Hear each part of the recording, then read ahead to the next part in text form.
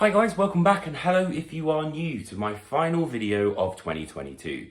So before I kick things off, I just want to say thank you so much for watching all my videos this year. If you're a new subscriber, if you're an old subscriber, I hope you've enjoyed kind of the installments that I've had of my albums of the year so far. It's been really difficult, but weirdly, one thing I will say is that these top 5, aside from maybe like 1 or 2, have pretty much been decided since they were released that they're going to be like absolutely in the top 5. Anyway, without further ado, I'm going to kick things off with my first pick, which is Wilderun and Epigon. Story inside you, a purity of being. So, Wilderun released this album after Veil of Imagination, which was actually my first time sort of, being in contact with this band. I worked with them when I worked for Century Media. They are an absolutely incredible band. I also actually got this album in November 2021, and I have not stopped listening to it. It is an absolute masterpiece. There's nothing out there quite like it. The best way I can describe it is, if prog metal met Hans Zimmer and then got combined at the same time. And there's a load of potential for a complete car crash in that, especially if the production isn't good enough. But thankfully the production is absolutely crisp. You can hear everything, and it kind of pushes the metal forward when it needs to and pulls it back, pushes the orchestration forward. There's also beautiful interplay between the vocals and the instruments throughout the album. And to tell the truth, this was actually my album of the year for probably, I would say, the first half of the year. It's absolutely fantastic.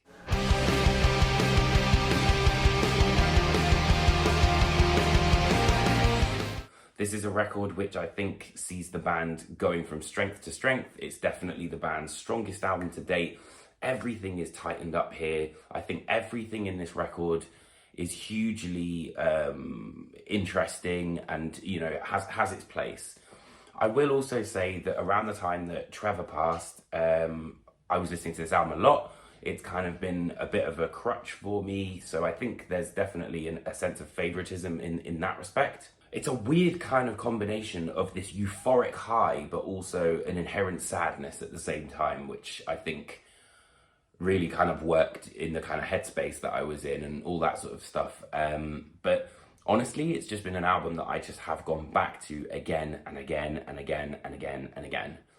And it just, there is nothing like it. That's always been one of my big criteria for something to be an album of the year, is that what else is there that's going to be like this? It should be completely of its own thing. And, whether or not you've listened to this for the first time or the 1000th time, it's still just as engaging. I still get, the hairs going up on my arm whenever I listen to like Admin or Eyes and that guitar solo comes in. The solos are few and far between as well, which I think really emphasizes the fact that when one does come through, it really cuts through the noise. A truly incredible album, absolutely unmissable, and a real gem of 2022.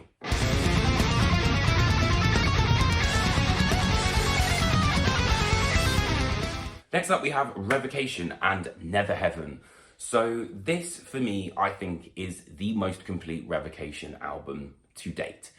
It's everything that the band, I think, have been working toward that's been essentially tightened up. And it showcases, like I said, every single facet of the band. There are prog sections, there's the black metal sections, the death metal sections, but it all does it in such a neatly kind of put together theme or concept, I guess.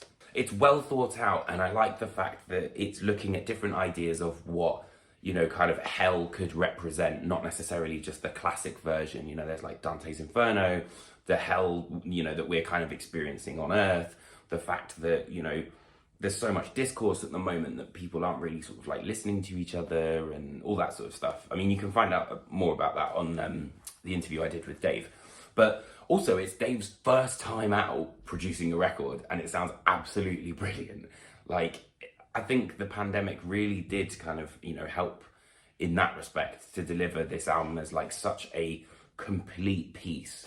It's also the perfect length. It's not too long, but it's also short enough that it still keeps you coming back for more. And that's what I really enjoyed. There's so many moments on here that are those kind of like, oh man, this is so sick.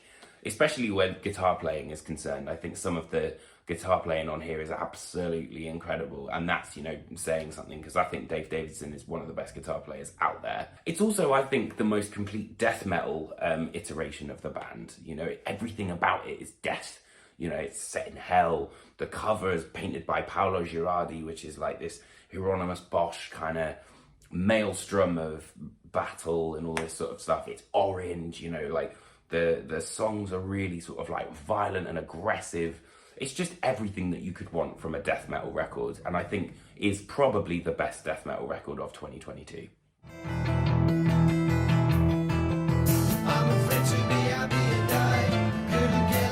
Next up is album number 2, which is Porcupine Tree Closure Continuation. So this is an album that has been in the making for 13 years. We didn't really know what was going on, or, you know, sort of if there was going to be a new record. So from a Porcupine Tree fan perspective, this is like Christmas came very, very early. And it is, without a doubt, my most listened to album of the year. You guys know I absolutely love Steven Wilson, Porcupine Tree. But what I really liked about Closure Continuation is that it has everything that you would want from a Porcupine Tree record.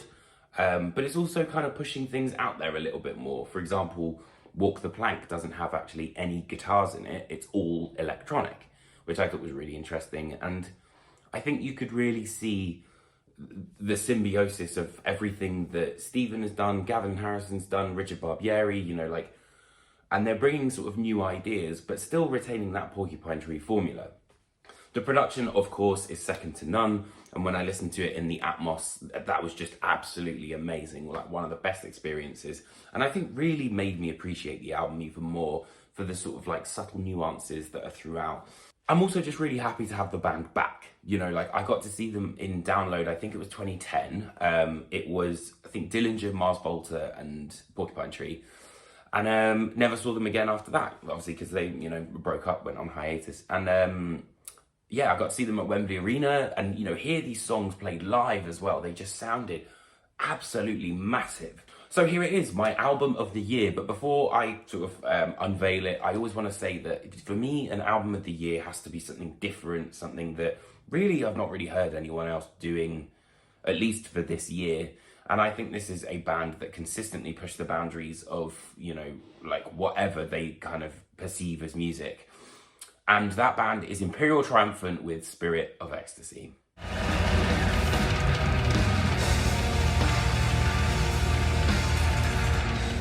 Honestly, there's not much I can see out there which is similar to Imperial Triumphant. You know, they released an album in 2020, which was Alphaville. Absolutely fantastic record. Probably would have been my album of the year had I not worked for Century Media at the time. It was just absolutely sensational. But Spirit of Ecstasy, I think, builds upon that even more. And this is by no means an easy listening record. This is probably the most challenging record I've had to listen to this year. And for that reason, I haven't probably listened to it as much as, say, like Porcupine Tree, Revocation or something like that. But it's one of those ones where it demands your attention so much that you can't really ignore it or like do anything else when it's on, because there's just so much going on. And really, if you listen to it, I think it is like an onion. You know, I always use that analogy. Like there's so many different layers underneath, you know, just the initial listen. The fact that the band kind of operate in a similar sort of capacity to a jazz band, you know, and they have these people coming in for certain sections in songs. You know, we've got Alex Skolnick on here, Snake from Voivod, Yoshiko Ohara, Max Gorlick, Kenny G. You know, it's like a smorgasbord of talent. And it's not talent that, you know, is kind of like threatening Imperial Triumphant, but merely kind of making the album as a whole even better. You know, it's kind of like almost nice to see their sort of moment in the spotlight and then be like, wow, that was so sick. But the main reason I'm here is Imperial Triumphant. I also think they completely inhabit everything that they're about. You know, the masks, the costumes, the art direction, even the product design. You know, it's all so well thought out and creates such a cohesive package when you're listening to the band. And I love that because it's kind of like an extension of what you're listening to. You know, it kind of goes into the visual, it goes into the physical of like what you're holding. And it really creates something that I don't think we've seen in quite some time. And they really are one of my favourite modern metal bands. There's just no one else like them out there. So if you can stomach some of the craziest and most intense, dissonant, mad shit that you're going to listen to this year, I highly recommend Spirit of Ecstasy by Imperial Triumphant, as it's my album of the year. I also did mention I'm going to put a couple of non-metal albums that I wanted to have a quick chat about, which are, first off, Fergus McCready. I discovered this Scottish pianist as we were working with Nova Twins over at Marshall, and they were shortlisted for a Mercury Prize. I found him through that. Amazing jazz pianist, really, really beautiful melodies, and something that was completely different to me. After that is Florence and the Machine with Dance Fever. I don't know why, but this has been an album that I've just been coming back to a lot. I like the sort of, folk aspect to it. It's quite pagan in sort of, I guess, some of the imagery.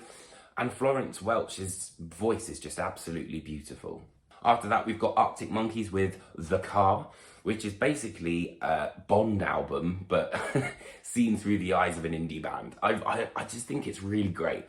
And in weird ways, it's kind of progressive as well, which I think is probably what's been drawing me to it. So I've been really enjoying that record. After that, we have Beabadoobie and Beatopia, which was a real surprise. And one of the girls I worked with at Marshall, she put this on quite a lot, and I think it was kind of quite insidious, and ended up in me really, really liking it. It's quite pop centric. There's a lot of sort of like bubblegum melodies, but it's really interesting. And again, there's a lot sort of different things happening. And then after that, we have Arcade Fire and We.